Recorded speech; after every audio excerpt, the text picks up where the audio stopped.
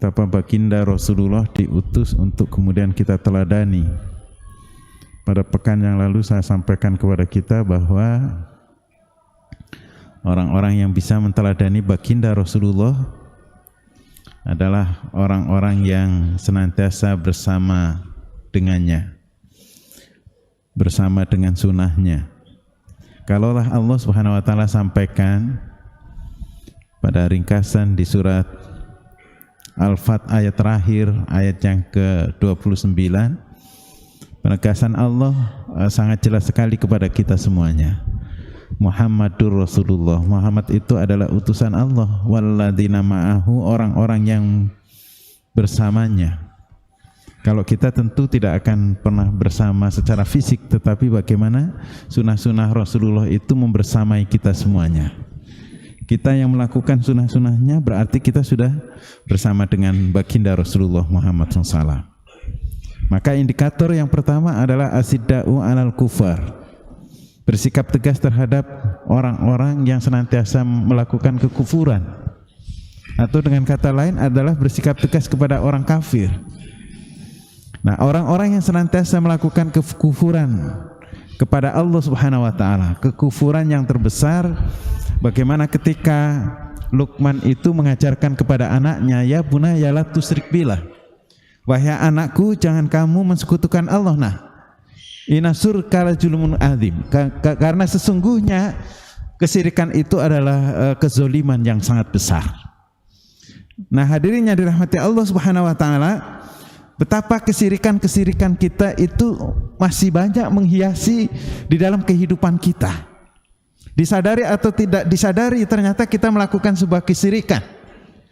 Contoh yang paling sederhana adalah minimal ada dalam 2 ayat yang disampaikan oleh Allah Subhanahu wa Ta'ala di surat Al-Jasiyat dan di surat Al-Furqan, tentang bagaimana Tuhan itu selain Allah Subhanahu wa Ta'ala itu, Tuhan yang paling dekat dengan kita itu adalah hawa nafsu. Afa anta, kata Allah Subhanahu wa Ta'ala dalam firman-Nya, tahukah kamu ada orang-orang yang mentuhankan hawa hahuna, mentuhankan hawa nafsunya sebagai Tuhannya. Jadi bisa jadi hawa nafsu kita itu menjadi Tuhan buat kita semuanya, dan kita perturuti hawa nafsu kita itu semuanya. Nah, oleh karenanya hadirin yang dirahmati Allah Subhanahu wa Ta'ala, saya juga sering sampaikan kepada kita kalau di surat Al-Baqarah ayat 165, wa minan nasi mayatahidu min dunillahi andada yuhibbunahum kahubillah. Ada orang-orang yang menyembah tandingan Allah Subhanahu wa Ta'ala, mereka itu mencintainya seperti halnya mencintai Allah. Ketika kita mencintai hawa nafsu kita itu melebihi cintanya kepada Allah Subhanahu wa Ta'ala, maka pada saat itu hawa nafsu kita itu menjadi Tuhan buat kita semuanya. Itu yang paling sederhana. Masih banyak sekali di tengah-tengah kita. Atasan kita jadi Tuhan kita, istri kita jadi Tuhan kita, anak kita jadi Tuhan kita. Semua yang ada di hadapan kita itu akan bisa menjadi Tuhan kita. Yang kedua, Allah sampaikan kepada kita semuanya, ruhama'u bainahum tarahum. Ada sebuah kasih sayang sesama orang-orang yang beriman. Hari ini sesama orang beriman itu berantem. Justru orang-orang kafir dibuat sahabat, kan gitu. Ini yang sangat keliru. Sangat keliru apa yang disampaikan oleh Allah Subhanahu wa Ta'ala. Padahal indikator orang-orang sebagai pengikut baginda Rasulullah adalah ruhama'u bainahum tarahum.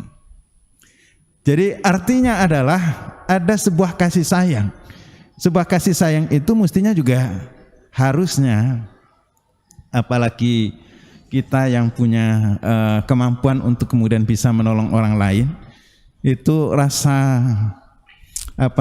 merasa terenyuh ketika orang itu sakit, kita merasakan sakitnya.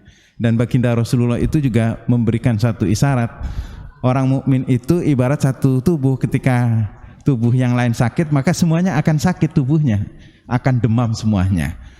Mestinya kita juga begitu, ketika ada saudara kita yang disakiti maka kita semuanya juga akan sakit. Mestinya seperti itu, indikator yang luar biasa. Dan bahkan bukan hanya itu saja, para sahabat itu sudah memberikan contoh teladan buat kita. Ali radhiyallahu an ketika pulang jihad kemudian bertanya kepada istrinya, adakah makanan hari ini yang bisa kita makan? Maka kemudian kata Fatimah Az-Zahra, waduh, nggak ada, sehari ini kami sudah tidak makan bersama anak-anak. Maka kemudian Fatimah memberikan satu perhiasan untuk kemudian ditukar di di pasar. Setelah ditukar, ternyata ada saudaranya atau saudara sesama muslim itu jauh-jauh lari-lari mengatakan, Ali, Ali, Ali, kenapa engkau tergesa-gesa? Aku dan keluargaku sudah tidak makan 3 hari. Maka kemudian perhiasan yang baru saja dijual itu, uangnya itu diserahkan kepada saudaranya yang membutuhkan. Nah, itulah sesungguhnya yang namanya itsar. Kasih sayangnya itu diterapkan dalam bentuk itsar kepada saudaranya, mendahulukan kepentingan saudaranya dibandingkan kepentingan diri kita. Saya akan memberikan satu contoh yang sangat luar biasa ini. Ketika dia pulang ditanya sama istrinya, wahai suamiku, mana belanjaannya yang harusnya aku masakan gitu. Maka kemudian sang suami mengatakan, sudah aku kasih dengan orang yang lebih membutuhkan daripada kita. Hari ini istri kita kemudian sudah tidak makan 1 hari, sudah dikasih perhiasan, lalu kemudian tidak membawa apa-apa. Yang akan terjadi adalah bisa perang dalam keluarga. Tetapi kemudian karena memang sama-sama punya nilai yang luar biasa, maka kemudian dia katakan, Fatimah Az-Zahra mengatakan kepada suaminya, engkau adalah suamiku yang cerdas. Di pelupuk matanya sudah ada surga yang kemudian akan menantinya karena itsar.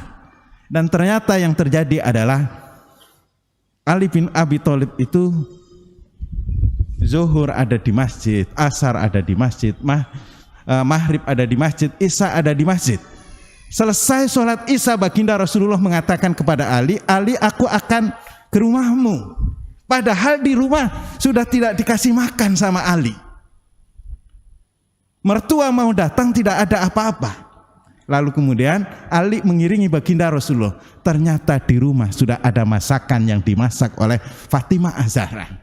Ketika hidangan itu disediakan oleh Fatimah Az-Zahra kepada bapaknya dan kepada suaminya, bapaknya mengatakan, baginda Rasulullah mengatakan kepada Ali, ya Ali, ini berkat istarmu.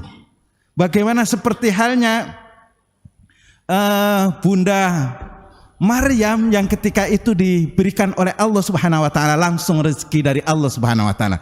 Dan itulah itsar yang diberikan oleh Ali bin Abi Thalib kepada saudaranya yang membutuhkan. Hari ini kita tidak sampai pada itu saja, tapi bagaimana terenyuhnya kita untuk kemudian kita bisa menolong sesama kita.